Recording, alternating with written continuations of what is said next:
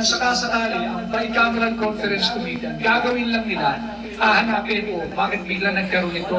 Wala kami pinag-usapang ganyan sa mababang kapulungan or sa Senado or vice versa. Pero dito hindi. At hindi maaaring palakihin ang recommended budget ng Pangulo. Kung sabihin ng Pangulo, ang budget lamang ay 5 trillion, 5 trillion below ang maaaring aprubahan. It cannot go higher than what is recommended and certified by the President of the Republic. Pero itong 2024 budget, 2024 lang ito pinag-uusapan natin. Higit na malaki ito doon sa sinertify ng Pangulo ng Pilipinas, doon sa budget na gusto niya. Hindi ho pwede yun. That is why, ang isa sa core advocacy ng hakbang ng maisog is for us, for you and I, and all Filipinos to help protect and defend our Constitution and to keep on reminding our government functionary to uphold the Constitution, protect, respect, and defend the Constitution. Huwag nilang lapastanganin ang ating saligang batas, huwag nilang lapastanganin ang mga batas na umiiral sa Republika ng Pilipinas. Imagine niyo ho, utang na nga ang mahigit 2.5 trillion, utang na nga. Siningitan niyo pa ng 800 billion unprogram funds. Ni hindi alam saan gagastusin ito, paano gagastusin ito, sino ang may malinaw na pananagutan pagka ito ay linustay lamang ang personal na interes ng kung sino mang mabibiyayaan doon sa 800 billion. At sino ang magbabayad ng mga inutang ng gobyerno? Hindi ba tayo mga ordinaryong mamamayan din? Galing din naman yan sa mga inward remittances ninyo, sa inyong mga kamag-anak, at kung sino pa man ang tinutulungan ninyo sa inyong mga remittances pabalik ng Pilipinas. Oo, lagi sinasabi ang OFW ay ang mga bagong bayani, ang OFW ay ang laki ng itinutulong sa ekonomiya ng Pilipinas na kahit mahirap ang buhay, ay kahit paano lumalaban ang ating ekonomiya dahil sa bilyong-bilyong piso na halaga ng inyong riniremit. Kaya naman ang hakbang ng maisog Philippines ay nagdesisyon na makipag-ugnayan sa napakaraming Pilipinong tunay na nagmamahal sa bansa at sa kanilang kapwa Pilipino kagaya ninyo, upang nang sa ganon maihatid din namin ano ba ang tunay na nagaganap sa ating bansa. Dahil sinisikil din ang aming kalayaan doon na malayang makapagpahayag at payapang magtipon-tipon upang tawagan ng pansin ang mga pagmamalabis na naglilingkod sa pamahalaan, pati yung pagmamalabis ng kasalukuyang pamahalaan. Yan ang dahilan kung bakit patuloy ang hakbang ng maisog in coordinating ang mga gawain natin, ang ating sabayan at kolektibong pagkilos, hindi upang pabagsakin ang gobyerno, kung hindi iparating sa mistulang bingi, tipi at bulag na gobyerno at tila walang naririnig sa mga hinanakit, hinagpis, daing at hinaing ng kanyang mamamayan na kanilang sinumpaang paglilingkuran. Yan ho ang dahilan why we are calling for transparency and accountability.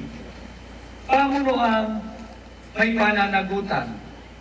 Nailabas na po ito ng taga rito rin at sikat na kaibigan natin at social media personality, si Binibining Maharlika.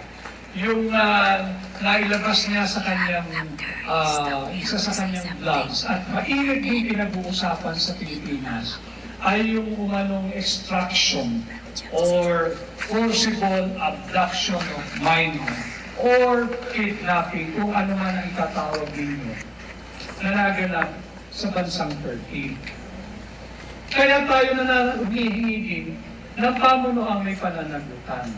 Sapagkat apparently, ginamit yung Premier Intelligence Service of the Armed Forces of the Philippines sa illegal extraction or operation na ito. At marami magsasabi siguro na yan ay AI, yung voice recording na pinalabas sa YouTube. Ako mismo, kilala ko yung personalidad na involved. At that time, yung hepe ng Premier Intelligence Service of the Armed Forces of the Philippines, yung ISA. Very professional organization, pero nagagamit sa ganitong uri ng pribadong problema na pagkasinuri mo, ang pinagmulan ay away mag-partner o away mag-asawa.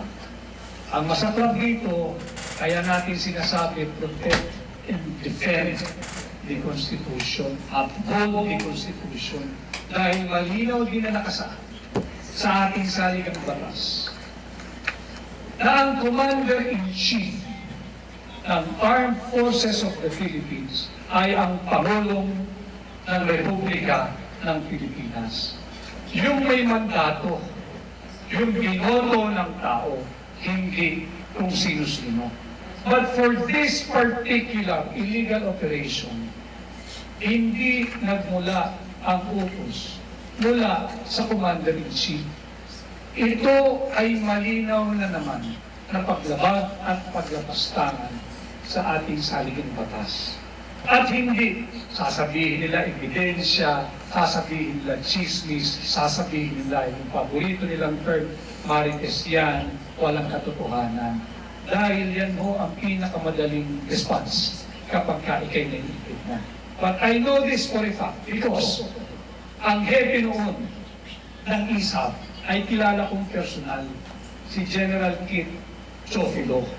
At napag-usapan namin ang bagay na ito at sinabi niya mismo, he affirmed that indeed this event happened. This event took place. Kaya nga sinisigaw natin, sobra-sobra na yung paglapastangan sa ating saligang batas. Bakit kung sino-sino lang ang pwedeng mag-utos sa ating sandatahang lakas? Bakit kung sino-sino lang ang pwedeng mag-utos sa opisyal ng ating military?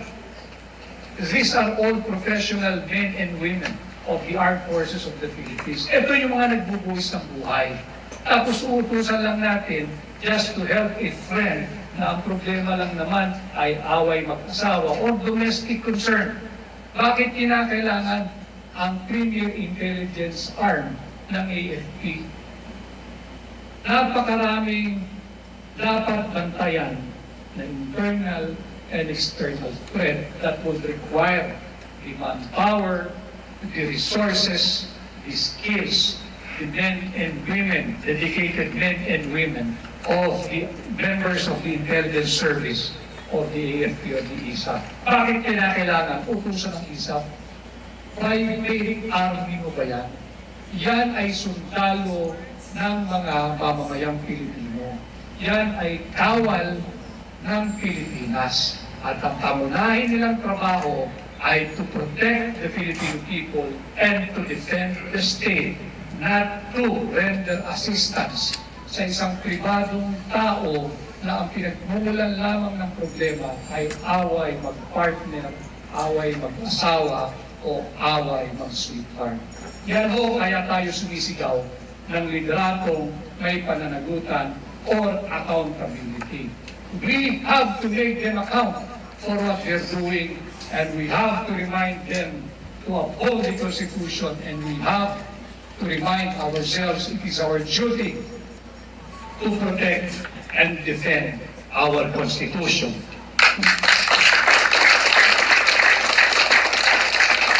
Ganon din yung ating mga miyembro ng kasandalahan, ang ating mga kapulisan, yun naman ay ginagamit upang pigilan yung mga payapang pagtitipon na hakbang ng maisog sa Pilipinas. At ganoon din, yung mga nasa pamahalaan, yung mga naglilingkod, yung nasa government service. Kailangan ipaalala natin at nang hindi nila malimutan na ang kanilang sinumpaang tungkulin ay paglingkuran ang Pilipino, hindi ang interes ng kung sino ang nasa pwesto o kung sino lang ang nasa trono. Kailangan malinaw iyon doon sa ating mga kasamahan na nagsisilbi sa pamahalaan, be it in the armed forces, be it in the Philippine National Police, or yung mga private government employees natin. Kailangan ang pinaglilingkuran ay ang bansa, ang Pilipino, at hindi ang kapritsyo ng iilan na nasa trono. Yeah.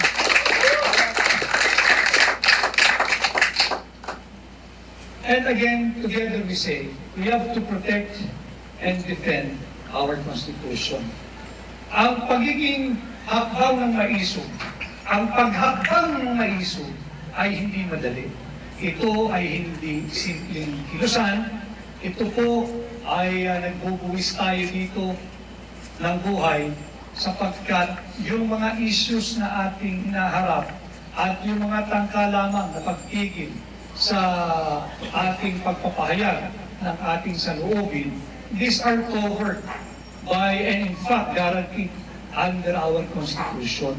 Yung ating freedom of assembly, freedom of expression, freedom of the press, and freedom to peaceably assemble and petition the government for redress of our grievances. It is guaranteed under our Constitution, and yet paulit-ulit nilang linalabag sa pagpigil ng mga payapang pagkilos, payapang pagtitipon, at takot na takot sila na may parating sa higit pa na maraming Pilipino yung tunay na nangyayari sa loob ng bansa. At diyan naman papasok ang kahalagahan at importansya ng ating mga kasamahan na kagaya ninyo, na kagaya ng sinabi ko kanina, na nangyarihan na o nangyirahan na sa ibang bansa, yung ating mga OFWs, ay kinakailangan namin ang tulong ninyo. Yan yung hinihingi ko at dala ko na mensahe mula sa Hakbang ng Maisog Philippines. Hinudol ko sa inyo. Tulungan niyo rin kami na may parating sa higit na maraming Pilipino, pati sa gobyerno ng Estados Unidos, ang matagal na nating kasama, treaty ally, at talaga namang nakasama na natin sa laban noong World War II, doon sa Korean War, doon sa kanilang Vietnam War, although hindi naman tayo nagpadala ng armed component, at dyan sa Iraq War, napakarami na natin pinagsamahan. At ang pinakamalaki nga ay yung World War II, na kung saan nagbuwis din sila ng buhay para sa Pilipinas, kasama ang mga Pilipino. We fought shoulder to shoulder, magkakasama tayo. Gusto namin hingin ang tulong ninyo na may parating din sa pamunuan sa gobyerno ng Amerika na hindi interes ng higit na nakararaming Pilipino ang digmaan. We do not need war. We do not want war with our superpower and giant neighbor China. We do not want war. Many people are saying, or rather, of the observation, na yung usapin ng saligang batas, yung usapin ng South China Sea, ay malayo sa sikmura ng Pilipino. Kako dyan kayo nagkakamali. Sapagkat pag pinakilaman na ang ating saligang batas, pag hinayaan natin, kalikutin, lapastanganin, at babuyin ang ating saligang batas, palitan ang uri ng gobyerno from presidential to parliamentary or unicameral form of government, hindi nabababa sa pwesto yung ilang nag-ahari-harian dyan sa kanilang trono. At pag yan ay nangyari, lalong darami ang mga magkarahog at maghihirap na Pilipino. Sapagkat ang interes nila ay ang kanilang sarili lamang. Kaya nga tayo ay dito sa Hakbang ng Maisog. Kagaya sinabi ni Pangulong Duterte, kung ikay nahalal for 6-year term, makontento ka na yan. Kasi kung ayaw mo pala na 6 years ka lang, eh bakit ka kumandidato? And you will take advantage of your term to try to tinker with the Constitution. Lalapastanganin mo ang saligang batas to conform to the ambition, your ambition, or your family's ambition. Labanan ho natin, let us protect and defend our Constitution. Sabihin na nila na paulit-ulit para tayo sirang plaka sapagkat hindi po sila tumipigil.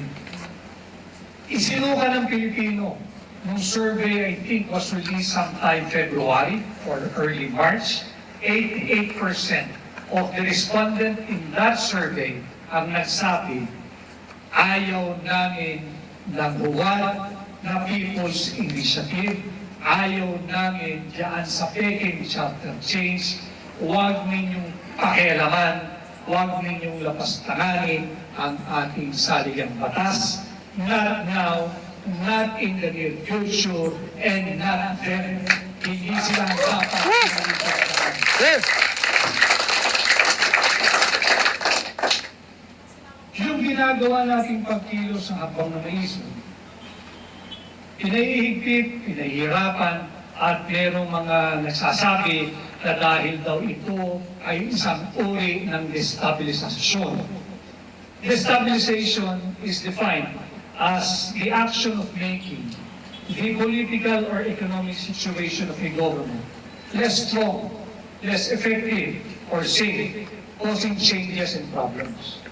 Ang ginagawa ho na hakbang ng maisog ay within the framework of our Constitution. It is in consonance with our guaranteed right to speak freely and express our own views, whether it may be opposed to the views of those in the government. Bago makalimutan ng mga nasa gobyerno, malinaw din sa ating saligang batas that sovereignty resides in the people and all government authority emanates from them, emanates from you, and collectively emanates from us. Sila ay pinagkatiwalaan lamang ng termino. Kung 3 years ka, 3 years ka lang, and then submit yourself to a ratification kung gusto ka pa nilang ulit o hindi na. Ganon din yung mga national position. Kung 6 years ka, 6 years ka lang. Huwag mo nang kapagtangkaan. Nagahasain pa ang saligang batas. And eventually, gagahasain mo, ginagahasa na nga ang kaban ng Pilipinas, ang pera nating mga Pilipino. Kapayapaan at seguridad. Ang sinisigaw ho natin, we do not want war. That war is of sin, war is evil, and we are shouting no to the US-China proxy war. I am here because I am pro-Filipino. Ang China ay kapitbahay natin, meron tayong relasyong pakikipagkaibigan at komersyo sa kanila. Ang Amerika is our oldest treaty ally, kasama natin, nag-buwis din sila ng buhay. Pero yung hindi nila pagkakaunawaan at yung kompetisyon na may tuturing kung sino yung dapat maging hegemon or influential among the two superpower in our region, in Indo-Pacific region, usapang ekonomiya lang din naman yan eh. Tingnan nyo sila ang dalawa, nagkakaigihan, pilit nilang pinagbubuti ang kanilang relasyon. Ang layo-layo ng US sa China, ang layo-layo ng China sa US. And yet, both of them are making a deliberate and conscious effort to reach out. Mag-usap tayo. They have rediscovered the art of diplomacy. Kung tayo mag-away, mag-usap tayo, negosyo tayo, and let's pursue the path or avenue for economic interdependence. Economic interdependence so that there will be prosperity, there will be growth, there will be businesses, there will be jobs, and there will be peace. Pag nag-away itong dalawang ito, it would be the beginning of our end, the end of humanity, because these are both superpowers. Tayo naman sa Pilipinas, kung ang Amerika ang layo-layo sa China, ay patuloy silang nakikipagmabutihan sa China. Ganun din ang China. Bakit tayo? Ang lapit-lapit natin sa China, kapit-bahay natin sila. Sila, I think, is the second or the first now, biggest trading partner ng Pilipinas. Bakit tayo makikipag-away? Hindi natin sinasabi na we tolerate the transgressions committed by China. No. They're not innocent. They should be made to account for the many transgressions that they have done and that they have committed. Pero hindi sa pamamaraan ng digmaan. Hindi sa pamamaraan ng gera. Let me take you back a little. 80 years back, noong World War II, hindi pa tayo nakakaahon doon sa hirap, sa pasakit, sa distraction. At hanggang ngayon, mahirap pa rin ang Pilipinas. Hanggang ngayon, third world pa rin ang mahal nating Pilipinas. Yung mga kababayan, and I can speak for them, yung mga kababayan natin sa Pilipinas, yung mga kapwa natin Pilipino, kaming mga nasa Pilipinas, gusto rin ho namin maranasan yung nararanasan ninyong luwa kung nasaan mang bansa o panig kayo ng mundo. We also would want to enjoy and experience one day, hopefully one day soon, yung seamless public transport sa Japan, yung peace and order sa Singapore, yung trabaho at suporta ng gobyerno dito sa Estados Unidos. Gusto rin ho namin maramdaman yun sa Pilipinas. And it's a legitimate aspiration. At walang dapat mapahamak sa kahit sinong Pilipino sa pagsasalita ng kanyang frustration dahil hindi yun ang direksyon ng kasalukuyang pamahalaan. Nobody should be in prison for his or her political belief and aspiration. Legitimate aspiration po ng lahat ng Pilipino yan. Maganda yung health service, maganda yung pension, after spending so much time, so many years, our productive years sa kakatrabaho, gusto rin naman natin at yung mga kababayan natin na may pensyon, punta ka ng ospital, sagot ng pamahalaan, gusto rin namin maramdaman yung mga nararamdaman ninyo. Gusto rin naman namin matamasa yung natatamasa ninyo. At gusto rin naman natin lahat ng mga Pilipino, graduate na tayo diyan sa pagiging third world country. Gusto rin natin lahat umunlad. Kaya ang kailangan natin, trabaho, paghikayat sa mga foreign investors, hanap buhay at pagkain sa mesa ng bawat pamilyang Pilipino. Yan ang kailangan ng Pilipino. Gamitin natin ang pondo ng Pilipino na makapagbigay ng pagkain sa pagkainan ng bawat pamilyang Pilipino. Hindi yung gagastusin mo para sa mga war materials. Hindi na magkano ang isang bala pag tayo ay nakipagpakpakan o naging armadong sigalot. Ang problema natin sa South China Sea. Hindi tayo mapapakain ng bala. Ang bala ay kumikitil. Ang bomba ay sumisira. Pero ang murang bigas, bubuhay ng pamilya, bubuhay ng Pilipino, magbibigay pag-asa na higit pa sa ating mga bataan. Yan ang hinihingi ng Pilipino.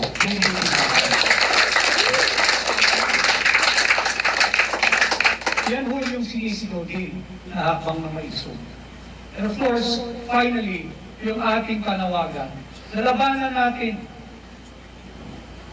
yung tyranny. Labanan natin yung pagmamalabis na nasa pamahalaan. Labanan natin yung diktadorya.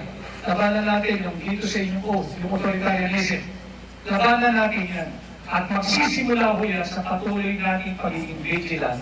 At hindi tayo mapalusukan dito sa ginagawa nilang pagtataka. Patuloy ho yan, maniwala kayo.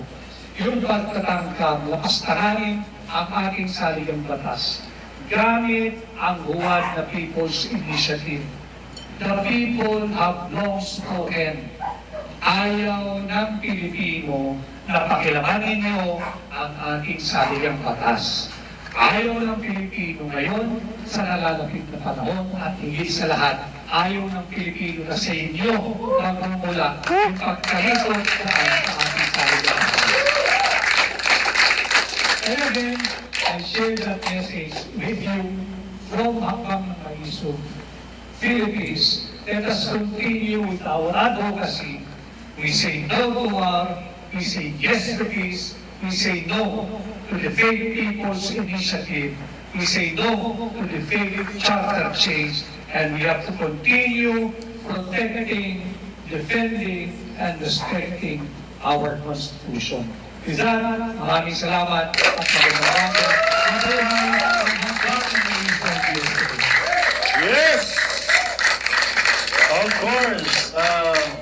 Maraming salamat po, Atty. Vic Rodriguez, for inspiring, enlightening, and informing us, and of course, motivating us. And we couldn't think of a more, a better person to invite and be with us in the celebration also of our Independence Day.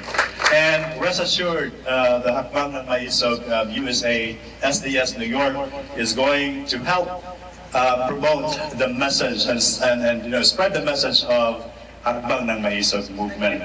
And we are also going to protect, uphold, and defend the Constitution. Mabuhay ang Hakbang ng Maisog USA! Yes! Okay, thank you so much. At this juncture, we will be presenting a certificate of recognition to Attorney Vic Rodriguez as a token of gratitude. And it will be presented and read by our president, the president of Sara Duterte Supporter New York and Hakbang Maisog USA, Reverend Attorney Arnedo Valera. Attorney Vic, taos-puso po yung aming salamat. Alam ko, wala ka pang tulong, pero nakikita natin yung liderato. Kayo po ay isang malaking inspirasyon sa Hakbang ng Maisog USA at ng SDS New York.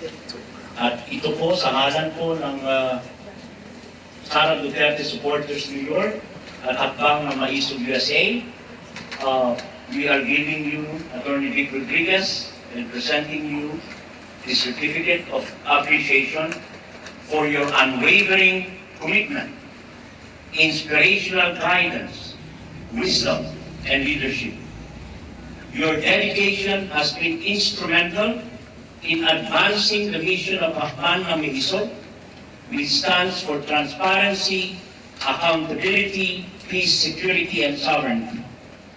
Your invaluable contributions have significantly promoted national peace and fostered economic, social, political, and cultural unity among Filipinos.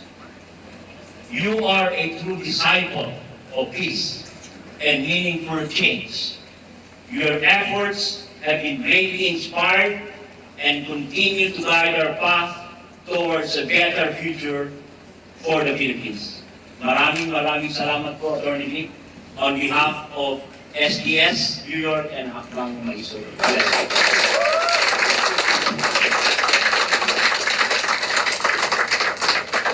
salamat sa inyo lahat. Ito yung pangtanggal, Pwede pa daw, 40 minutes. jet lag, pangtanggal. Thank you so much for the best sincere appreciation of my presence here. Maraming salamat. Yes, maraming salamat po, Attorney Vic. Thank you. And Ngayon, we will be singing, community singing, Pilipinas Kong Mahal. Tayo. We have to stand up.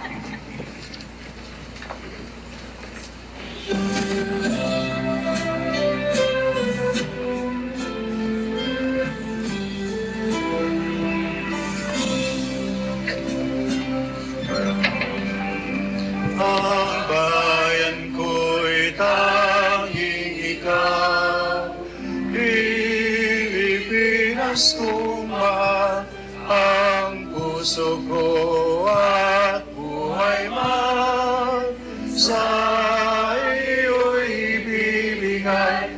Tungkulin ko'y gagampanan, lagi kang paglingkuran, hanggang mo'y mabantayan, Pilipinas kong hirang.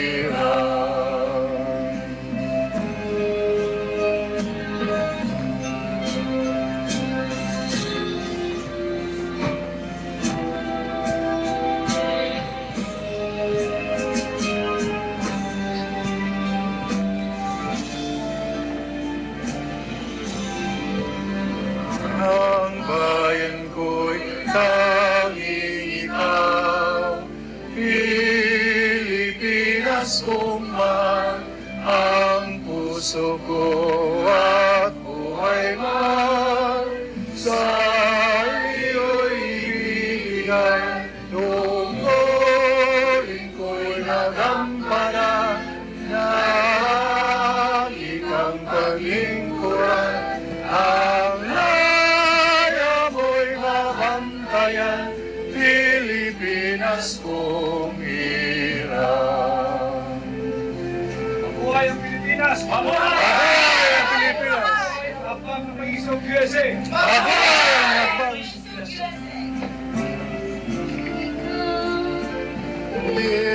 Pilipinas kong mahal, ang puso ko at buhay man sa iyo'y ibibigay.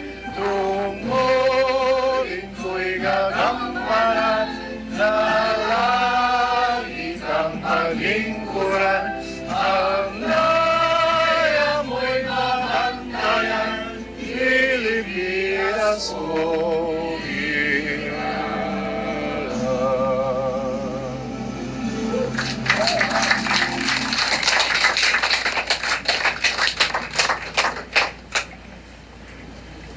At this time, we have also a special guest that we have to recognize. Please stand up, Miss Girlie, Gillian Baltasar. He is one of the Hakbang Maisog ng Pilipinas organizers. Thank you po for coming and being with us today. Okay, so I was just informed that we have around 30 minutes to do our open forum with, of course, Attorney Vic Rodriguez and our President, Attorney Valera. So while we're doing that also, for some of you, if you want to get some food outside while we're doing the open forum, that's okay, because there's another group who's going to come in to use this space. Okay, so I think we're going to open this up to questions. And Attorney Angie is going to give us the mechanics.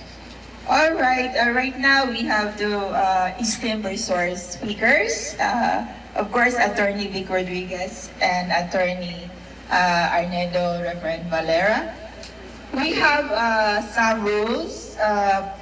When you pose a question, you have to tell us or indicate from what organization are you or what province are you representing. And of course, we have to be respectful to the speakers, listen attentively, and also we have to be attentive. And then I hope there will be no disruptive remarks, will not be tolerated. And then each questionnaire is limited to 2 questions. We can start now. Okay, so who has a question? There you go. Sir. Hello everyone, good afternoon, and especially po sa inyong dalawa, Attorney Vic Rodriguez and Reverend Arnedo. Thank you for this privilege na kami po ay nandito. And for everyone, good afternoon po. My name is Anthony De La Cruz. I am a SM9 representative po, correspondent based here in the United States of America. And my first question po is for Attorney Vic Rodriguez. So, first, salamat po sir for this time. And you actually answered some of my questions earlier regarding the state of our nation back in the Philippines. Pero ang tanong ko lang po sa inyo sir, for this time, is regarding po sa ating current President Administration, President Bongbong Marcos po sir.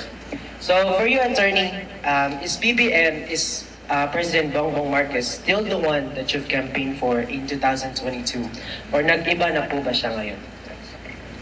I know you understand. I'd rather not discuss or talk about yung personal. Yung mga magagandang mensahe, yung magagandang pangungusap at magagandang layunin na aming ibinitawan at ibinigay sa mga Pilipino noong 2021.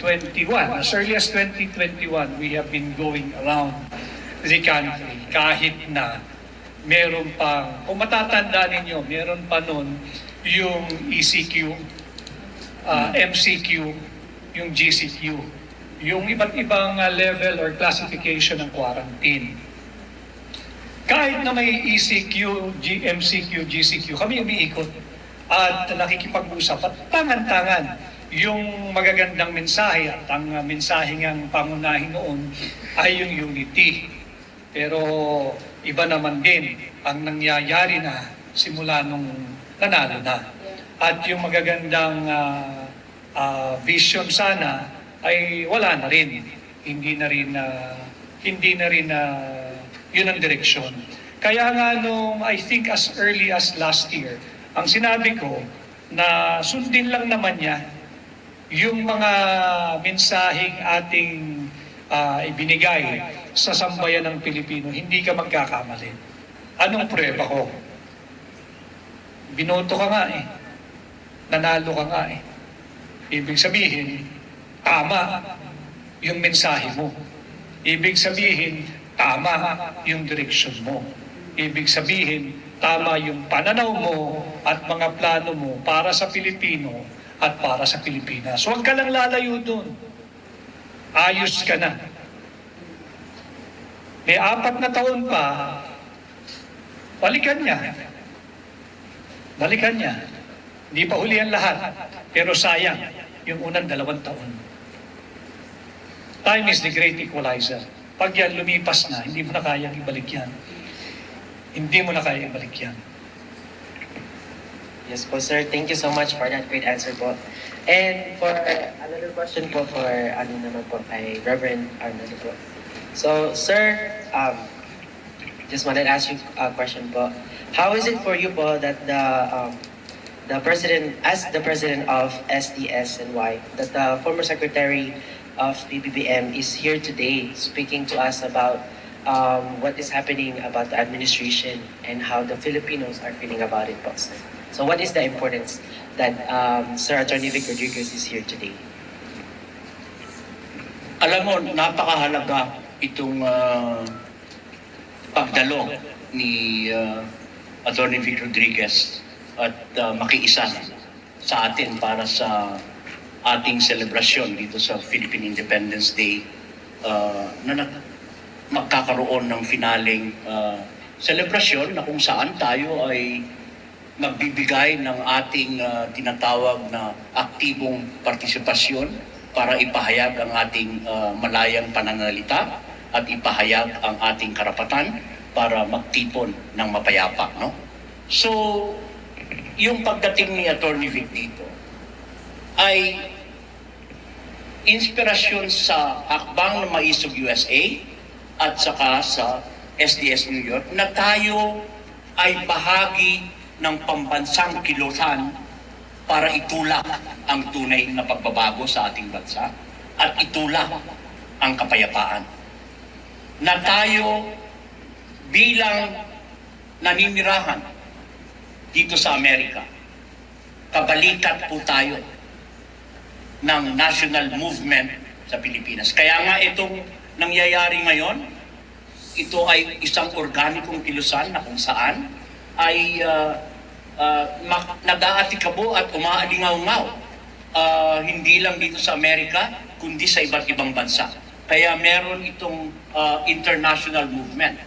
Bakit mahalaga ito? Kasi nag-create tayo ng mga mapayapang pamamaraan ng pagpoprotesta. No?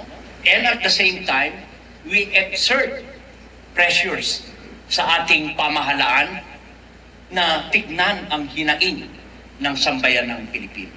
Kaya nga napakahalaga rito na pagpapaplano, ano ba yung mga matahimik at mapayapang kilos protesta. No? Marami po yan at mapapag-uusapan natin later on na nakikita ko ay patuloy tayong mag-iingay at para mapakinggan yung ating mga hinaing at panawagan. Hindi lamang ng sambayan ng Pilipino nasa Pilipinas, kundi sa buong mundo para sa kapayapaan, para matigil at maalis tayo sa pingit ng digmaan na ngayon, katulad ng pinapaliwanag ni Atty. Vic, ay walang kahihinatnan dahil ang ating kultura, malalim na angking kultura at relihiyon ay nakaugat sa kapayapaan at hindi sa digmaan. Kaya, Atty. Vic ulit, kung alam mo lang kung gaano kalaki yung inspirasyon na idinulot mo mula nung pag-imbita ng Hakbang Maisog USA at SDS New York, lahat po sila, kung magpuyat yan, pinipilit talaga na sana nga, pinagdadasal namin, sana makadalo, sana makalipad si Atty. Vic Rodriguez. Hindi po namin yan malilimutan at sana po ay patuloy po kayo na magsulong at magsilbing inspirasyon, hindi lang po sa Hakbang Maisog USA, kundi sa pambansang kilusan sa Pilipinas, kasi ang mahalaga ay yung pagkilos ng mga batayang sektor, professional, nurses, mga katutubo, mga maliliit na mga isda, ang ating mga magsasaka, urban poor and rural poor, para meron tayong kolektibong pagkilos para sa isang mapayapang protesta at pamamaraan upang itulak ang tunay na pagbabago sa ating bansa. Thank you po, Reverend Nido. And one last question lang po, sir, if I may. Nasabi niyo po sa live stream ng ating another advocate na si Maharlika po, na just breaking down po, that OFWs based in the US were the leading source of remittance received in the Philippines, followed by Singapore, Saudi Arabia, and Japan. So with that being said po, ano po ang dynamic ng No Remittance Day na inyo pong nasabi sa live ni Maharlika ng mga OFWs here in protest of what the current administration has done to the Philippines? So what is the dynamic po ng No Remittance Day po?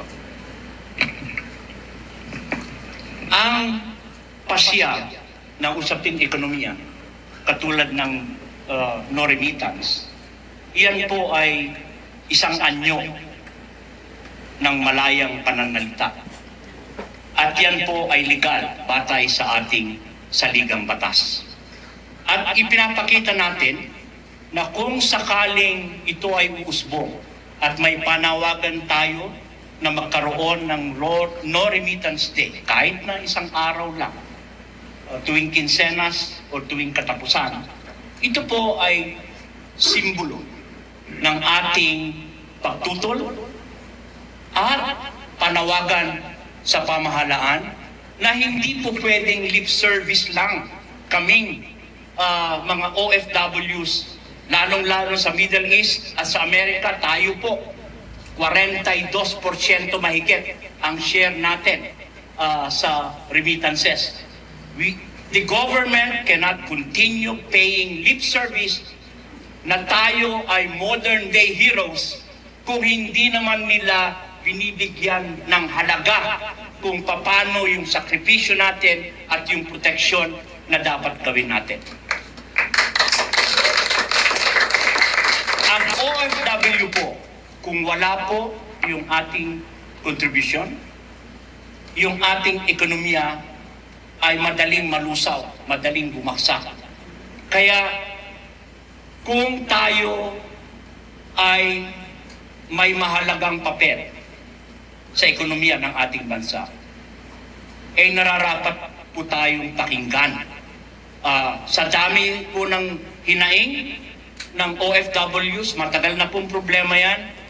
Ang gusto rin po natin sa Maisog ay sana mga OFWs, yung usapin ng paglisan sa sariling bayan ay hindi na maging usapin ng necessity, kung hindi usapin ng pagpili.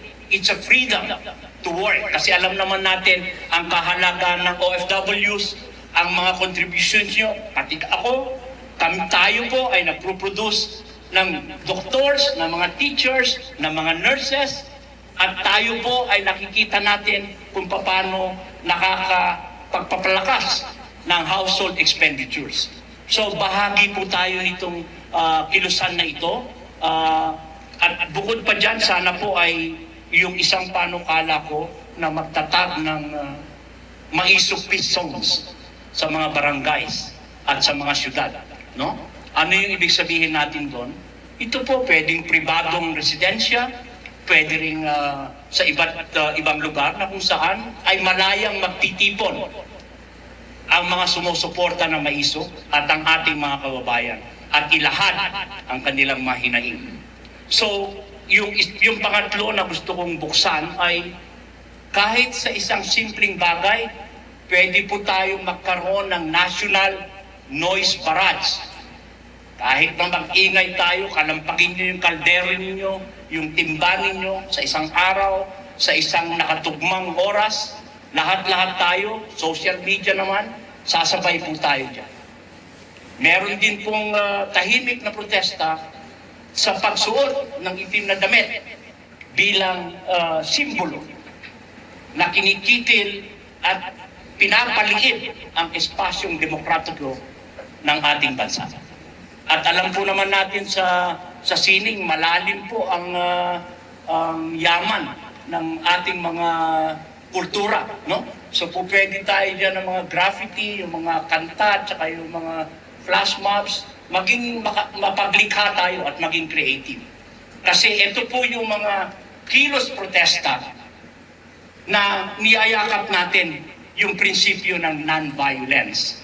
Matahimik po at mapayapa ang gusto nating isulong. No? Hindi po tayo, katulad na nabanggit ni Atty. Vic, hindi po tayo gumagawa ng bagay para i-overthrow ang ating gobyerno. Ang gusto natin ay palakasin pa nga ang institusyon ng ating pamahalaan. Kaya nga sa ating mga professionals na militar at kapulisan, nananawagan tayo at tayo rin pataasin natin ang respeto natin sa ating sandatahang lakas. No? Kaya nga sana magawa nila yan na kapag ang mga military natin bumaba ng eroplano, or sasakay ng eroplano o kahit anong transportation, bigyan ng tamang paggalang, bigyan sila ng preference. Kasi sila po ang ating protektor para sa sambayan ng Pilipino. Okay.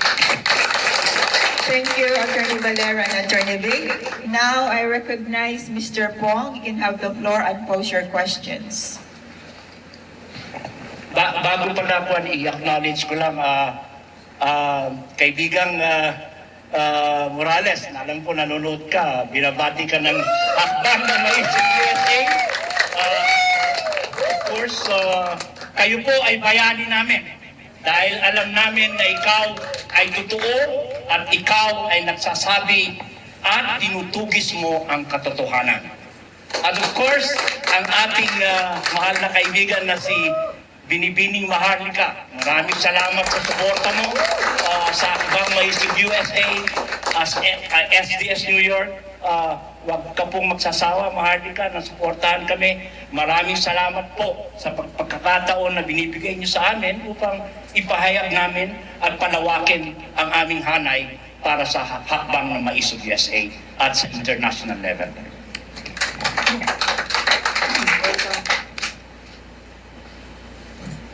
Ngayon natin. Ilang battery?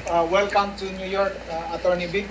Welcome to New York, Attorney Valera. Ilang battery? Pong Alerta, Patriotic Filipinos, social media.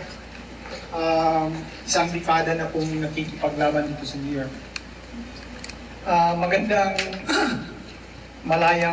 Magandang hapon po sa inyo lahat. Ah, nakikita ko lang na maybe a month ago, iba ang statement with IMI, iba ang statement with BBM. Magkakaiba-iba sila ng statements. Ngayon, parang i-connect mo lang ang data. Nandyan si Tamba, Speaker, BBM, Madam Lisa, at ang pinaka-utak ng martial law is Indrili, which is the Presidential Legal Counsel right now. Tayo ba ay nangangamba dahil marami silang pinaplano na ma-extend yung may PI, may Tayo ba ay nangangamba na pinaplano nila ang martial law? Thank you, Pong. Thank you for your kind welcome. Yung angka na baguhin ang saligang batas, baligyan ko lang yung saligang batas dahil dyan masisimula lahat yan. Kaya nga yung aking panawagan to protect and defend our Constitution. Yung sinasabi nila that they will merely introduce amendments or revision on the restrictive economic provisions and will not touch on the political provisions of the Constitution. That is a big fat lie. Kasinungalingan yun. Ang ating Constitution is far from being perfect. And just like other constitutions of other nations, it should be revisited from time to time. And it should be amended. It should be revised. It needs to be revised every now and then, periodically, so that it can address the needs of the present time. Yung atin 1987 pa. Subalit nagsalita na nga yung mga Pilipino. Meron nga tayong trust issue ngayon sa gobyerno at yung mga nagsusulong ng charter change. Wala nga kaming tiwala sa inyo eh. Kaya pwede ba, huwag ninyong pakialaman ang ating saligang batas. Yan ang tinig ng sambayan ng Pilipino. Now, may plano ba silang mag-martial law? Eh yung nagaganap sa Pilipinas, ila martial na. Inuutusan, ginagamit ang ating mga kapulisan, which I'd like to remind them again, in Article 11, Section 1 of our Constitution. Malinaw doon, public office is a public trust. Huwag silang magpapagamit dahil hindi sila private armed group para sundin ang kapritsyo ng mga nasa pamahalaan. Hinaharang ang rallies. Malino nga, may garansya yan sa ating saligang batas. Pero hindi pinapayagan. Hindi ba't parang martial na yan? Ayaw nila ng kritisismo. Ayaw nilang marinig ang tunay na hinaing ng mamamayang Pilipino. Wala silang pasensya. They do not have the patience, more so the tolerance for dissent. Bakit? Kayo ay hinalal para maglingkod, hindi para maghari-harian. At yan ang essence ng hakbang ng maisog. At hanggang may hakbang ng maisog, sa buong mundo, lalabanan natin kung may tangkaman silang mag-martial law o lapastanganin ang ating saligang batas. Kaya rin tayo ay nagtutuloy sa ating pakikipag-ugnayan sa hakbang ng maisog international. Dahil kung pinipigilan niyo kami sa loob ng Pilipinas, hindi nila mapipigilan ang iba't ibang Pilipino sa iba't ibang panig ng mundo magpahayag ng mga kanilang hinaing at reklamo sa pamahalaan. Salamat. How did you cope up dahil galing kayo pro-BBM at either of you can answer this. Galing kayo pro-BBM, ako pro-BBM, tayo dito pro-BBM. How can you cope up paano ninyo ma-explain sa taong bayan ay ngayon ay nagiging anti-BBM kayo. Salamat po. I have always been pro-Filipino. At yun ang sinusunod ng aking damdamin, diwa, isip, at pagkatao. Hindi ako sumusunod blindly sa isang personalidad. Hindi. Ang puso ko lagi sa Pilipinas. And I will always stand by and stand with the Filipino people. Ang loyalty ko ay sa Republika ng Pilipinas, hindi sa isang tao. Last naman po, nagpapasalamat lang po ako dahil talagang pinagdiin ninyo ang power ng social media. Nangyari po yan. Ako po ay, when Marcos went here for the first time, nagpakilala po ako ng social media, hindi po ako pinapasok nila sa loob ng kanilang event. But I'll stay in the hotel. I've been here in America for 20 years. So, especially Manhattan, I really know where people are. So, maraming salamat dahil I hope pag darating na panahon na kayo rin ay lagay natin magiging senador o magiging anuman, huwag natin kalimutan po ang social media ay magpapalagay natin sa ating patutunguhan. Maraming salamat. On the social media, the vloggers, they are now the new media. At wag na wag kayo magkakaroon ng feeling of inferiority sapagkat hindi na kayo marginalized. The new media now is social media. The new media now, the new journalists now are the vloggers. It can no longer pertain to only or predominantly yung traditional media, yung social media. Kaya ipagpatuloy ninyo yung ginagawa ninyo. And my intellectual guess, my intelligent guess, bakit hindi ka pinapasok? Malamang hindi ka kasi nila kontrolado at wala ka sa listahan ng mga friendly traditional media na gusto lang nilang nagtatanong sa kanila. They cannot afford to go off script dahil magkakawindang-windang yung kanilang sagot at hindi nila mapagtatakpan yung kanilang mga pagkukulang. Yun lang yun. Maraming salamat, sir. Speaking of independent bloggers sa social media, nagpapasalamat kami kay Joey of the third floor. Nanonood siya. Madalas siyang nag-interview ng Hakbang ng Maisog USA. And of course, kay Atty. Vic, kayo po ang hinaharap, kayo po ang future ng media dahil sa inyong puso at sinserong pagpapahayag kung ano ang nasa grassroots. Salamat po, Joey. Okay, maraming salamat, Sir Paul. And of course, maraming salamat to Atty. Vic and Reverend Valera. So we have another question, and this time is going to come from this gentleman right here.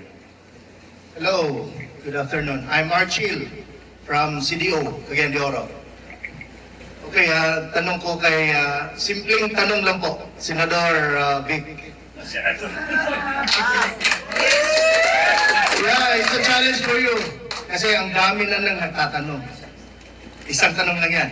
Tapos, whatever. Okay, simple lang po, follow up lang po sa ano niya. Since nandito po kayo sa Hakbang ng Maisog, Philippines, so you're representing from Philippine, Hakbang Maisog. Ang tanong is, ano na ang plano sa sunod? Kasi ang dami na kasing nagcha-challenge na ginugurgur na yung mga sa Dumaguete, sa Bulacan, di ba? Ano na ang next na move? Yun na po. Hindi tayo patitinag, hindi tayo natatakot at hindi rin tayo nagpapa-intimidate. Ginagawa nila yung mga illegal na pagpigil ng mga payapang pagkilos pero tutuloy-tuloy ang hakbang ng Maisog. Ginawa natin yan sa Dumaguete, pinigilan nila pero tayo nagtuloy-tuloy. Yung nangyari lang sa Tacloban, kaya hindi yung natuloy dahil na lang din doon sa masamang panahon.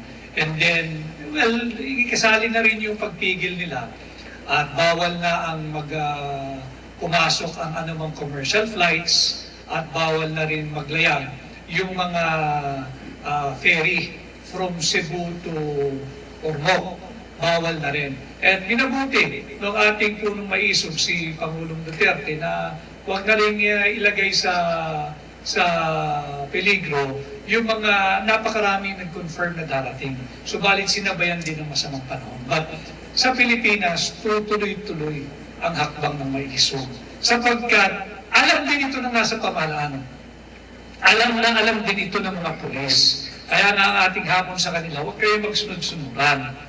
Dahil ang totoong sinusumpaan ninyong paglingkuran, ang mamamayang Pilipino, hindi yung iilan na sa trono, hindi yung mga iilan na gahari-harian. Meron tayong batas pambansa 880. And ironically, yung batas pambansa 880, ito yung batas na kumikilala doon sa peaceful assembly.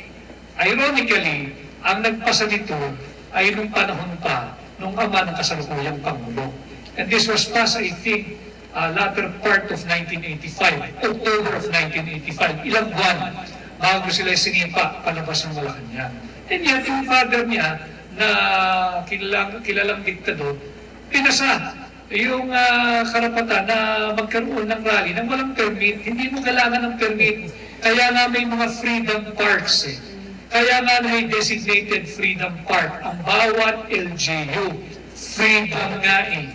Hanggat payapa ang pagkilos, pwede dyan. Ito katangi-tangi ang administrasyong kasalukuyan na bawal mag-rally. Pati ang mga mayor ay nagpapagamit. Now, yung ginagawa na hakbang ng maisog, ano ang ginagawa na hakbang ng maisog? Hindi may iwasan na mag-usap ng usaping politikal dahil papalapit na rin yung paghahanda for next year's midterm election. While we are not espousing any extra-constitutional means of removing or changing regime, we can still replace whoever is sitting as president without going outside of the constitutional book. And that is through the balance. Magbigkis-bigkis tayo and let us change the face of the Senate, of Congress, and perhaps maging matagumpay tayo, legitimate na naman yung threat of impeaching any impeachable officer. And that is a recognized way, guaranteed under Constitution, of taking out anyone who is impeachable under the Philippine laws. And that is what I meant when I said we can resort to a constitutional way of changing a regime. And doon din sa doktor mo sa tanong mo, ano yung mga plano, ngayon, makikipag-usap kami ng masinop sa hakbang maisog Pilipinas at sa international level kasi umpisahan natin yung mass mailings, yung mga petitions, no? Na kung saan ay i-contact natin ang mga different international organizations, kahit na yung mga congressman natin, yung senators natin.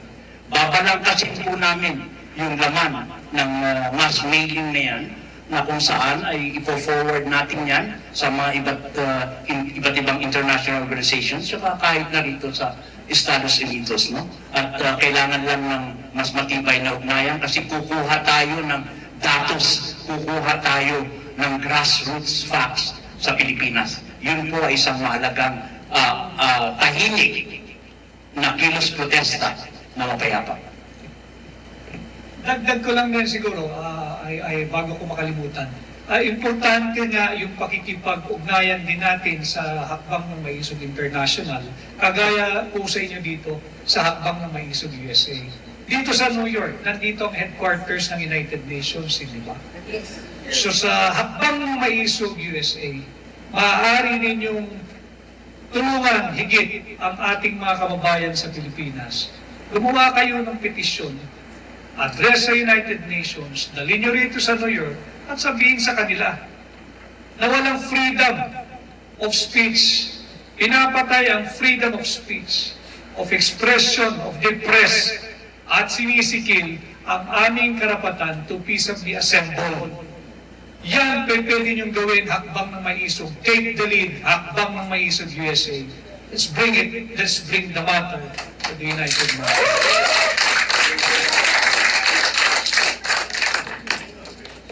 Okay, maraming pong salamat Attorney Vic at Attorney Valera. Since we are running out of time, we have one last question from Ms. Girly Gilin Baltazar. After her, just a follow-up. Afternoon po, welcome po sa iyo. In connection po dun sa sinabi niyo na pwede natin gawin para sa Pilipinas, yung mga grounds. Ang question ko po is, do you think in your own evaluation, sa tingin niyo po, meron po ba tayong grounds to impeach the President because the 4 more years is too long for a bad President? What do you think po? Maraming usap-usapan na gano'n. The only thing that is frustrating the effort to seek, that's a legal remedy provided for, by the way, under our Constitution. But the only thing that's holding back those who would want to initiate any impeachment complaint against any impeachable officer ay dahil nga walang papupuntahan. Kontrolado ang mababang kapulungan. Question mark yung independence ng Senado. I was asked in one of my interview, I said, let's give the newly installed Senate President a chance.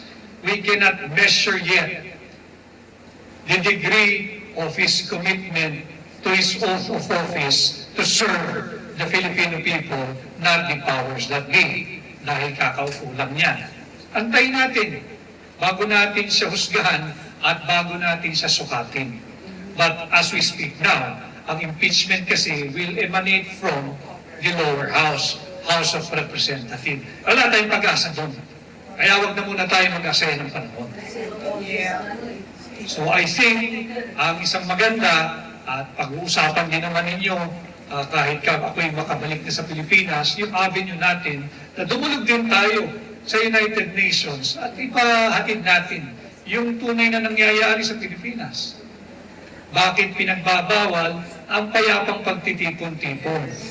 Bakit pinagbabawal ang malayang pagpapahayag ng saloobin ng mga Pilipino? Wala namang dictatorship pa. Pero ramdam mo yung mekanismo ng diktadurya in place.